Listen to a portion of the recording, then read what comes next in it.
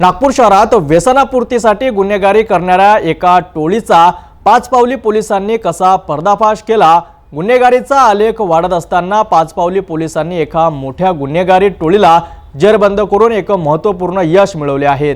व्यसनाधीतून बाहेर पडण्यासाठी चोरी, लुटमार यासारखे गंभीर गुन्हे करणाऱ्या या टोळीचा पर्दाफाश करण्यात आला आहे।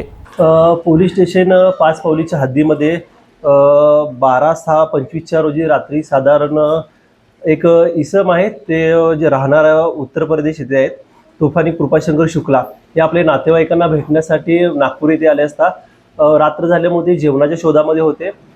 गाडीवरून जाणारे 3 इसम त्यांच्याजवळ आले आणि त्यांना शिवीगाळ करून मारहाण केली। त्याचप्रमाणे त्यांच्याकडून एक मोबाईल आणि त्यांचे जे पाकिट होते, पाकिटातले 5000 रुपये आणि इतर डॉक्युमेंट घेऊन ते तिथून पसार झाले।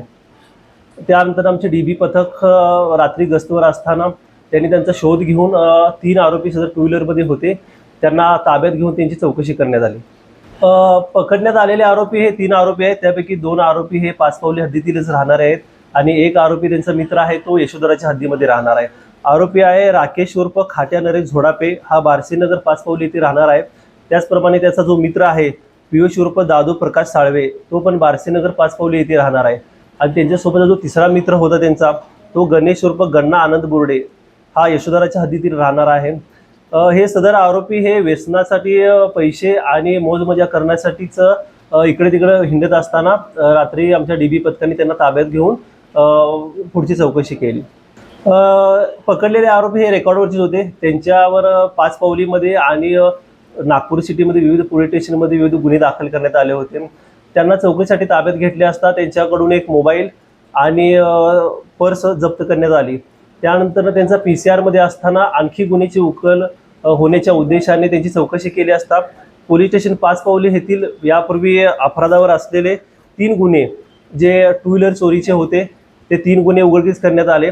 त्याचप्रमाणे यशोधरामधील 2 वाहन चोऱ्या ह्या उघडकीस करण्यात आल्या।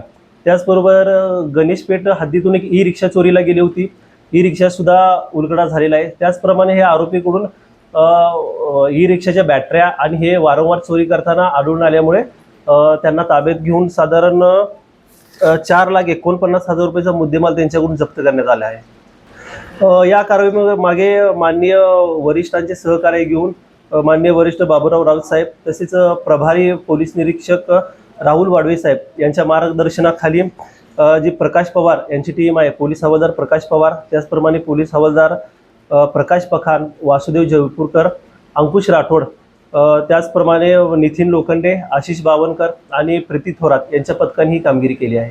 या प्रकरणी आरोपी विरुद्ध पाचपावली पोलीस ठाण्यात गुन्हा दाखल करण्यात आला असून पुढील तपास पोलीस करीत आहे। पोलीस उपनिरीक्षक रणजित माजगावकर यांनी दिलेल्या माहितीनुसार हे आरोपी केवळ त्यांच्या व्यसनांची पूर्तता करण्यासाठी हे गुन्हे करत होते। या अटकेमुळे परिसरात वाहन चोरी आणि लुटमारीच्या घटनांना आळा बसेल अशी अपेक्षा व्यक्त होत आहेत। तर ही होती व्यसनाधीनतेतून गुन्हेगारीकडे वळलेल्या टोळीच्या पर्दाफाशाची बातमी। पाचपावली पोलिसांच्या या कारवाईमुळे शहरात शांतता प्रस्थापित होण्यास मदत होईल अशी आशा आहे।